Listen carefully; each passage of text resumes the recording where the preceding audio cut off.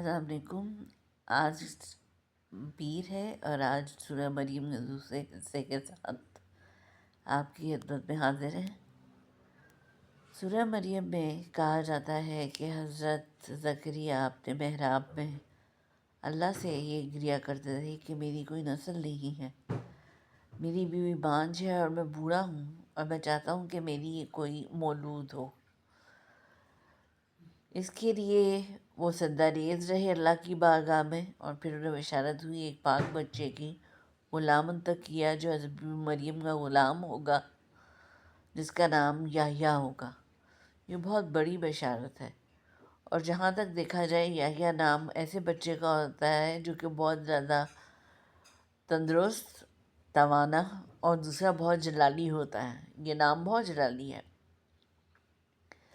اس کے بعد جب وہ بچہ دنیا میں آتا ہے تو وہ کفیل کہلایا جاتا ہے حضرت مریم سلام علیہا کا۔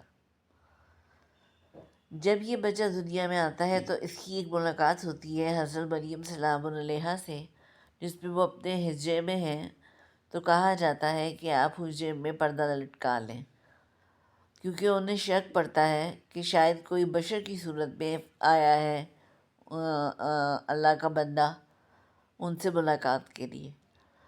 تو وہ کہتی ہیں کہ میں آپ کا غلام ہوں۔ حضرت یحییٰ کہتے ہیں میں آپ سے ملنے آیا ہوں۔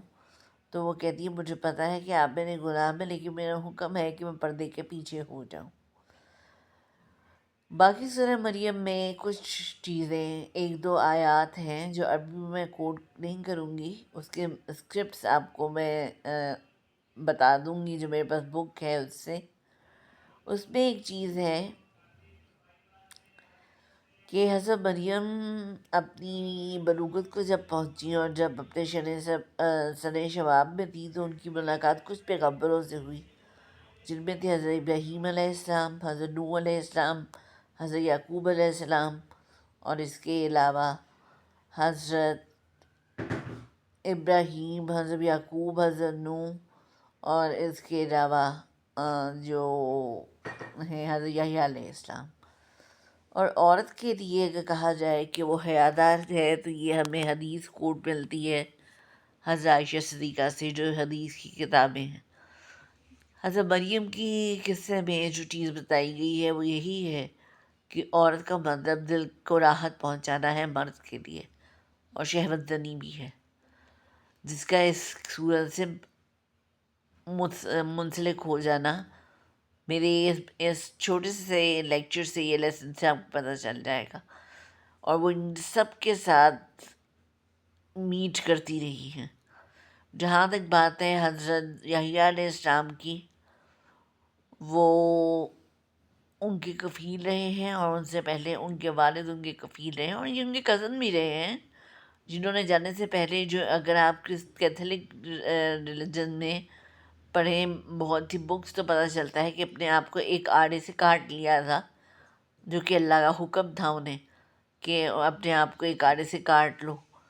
تو اس میں ان کا بیان تھا کہ میرے گناہ اتنے زیادہ ہے کہ میرے رب نے مجھے یہ حکم دیا ہے، ابھی کہ وہ غلام ہیں جو کہ حضرت مریم کے اور ہیں پاک، کہ آپ اپنے سر کو اس سے کاٹ لیں آڑے سے، جو کہ اللہ کی طرف سے انہیں حکم تھا۔ اور اس طرح کی بکس، اسٹوری بکس بھی آپ کو ملتی ہیں۔ دوسری بات کہ سورہ مریم ایک مکمل سورہ ہے، اس سے ایک بھی سورہ طٰہٰ ہے، اور اگر آپ قرآن میں پڑھیں تو اللہ تعالیٰ اس بات کو صرف پڑھ کے کہتا ہے کہ پھیلایا نہ جائے، لیکن بہت آسان طریقے سے بتایا جائے کہ عورت راحت کی چیز ہے۔ اور جہاں تک مریم کی بات ہے، یہ ایک ایسی عورت ہے جو اللہ کی محبت ہے اور بہت زیادہ پاک ہے۔ تو ہمیں صرف یہ سمجھنا چاہیے کہ جہاں مرد و زن کے تعلقات ہیں، جو مکمل مرد اور مکمل عورتیں ہیں، انہیں کو پیغمبر بننے کا درجہ دیا جاتا ہے، اور پھر ان کی اولادیں ہوتی ہیں، تو یہ ان کے دوست رہے، ان کے رفیق رہے ہیں، تاکہ وہ ان کو دیکھیں کہ وہ خوبصورت ہے، ورنہ وہ ہر وقت اپنے حجرے میں جو ہے پردے کے پیچھے سے بات کرتی تھیں۔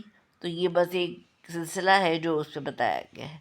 آج کے لیے اتنا ہی۔ اللہ حافظ۔